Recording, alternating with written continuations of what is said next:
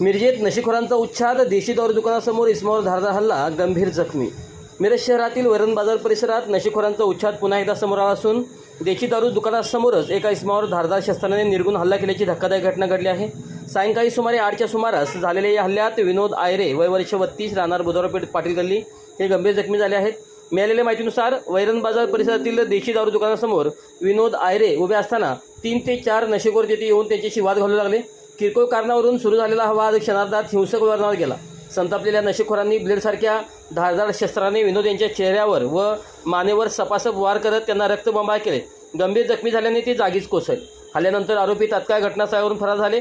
परिसरातील नागरिकांनी तत्परता दाखवत जखमी विनोद यांना मिरजेतील शासकीय रुग्णालयात दाखल केले असून त्यांची प्रकृती गंभीर असल्याची माहिती आहे। या घटनेमुळे वैरण बाजार परिसरात काही काळ तणावाचे वातावरण निर्माण झाले होते। दरम्यान रात्री उशिरापर्यंत शहर पोलीस ठाण्यात गुन्हा दाखल करण्याची प्रक्रिया सुरू होती।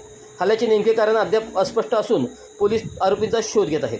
दरम्यान मिरज शहरात नशेखोरांचा वाढता त्रास ही चिंतेची बाब ठरत आहे।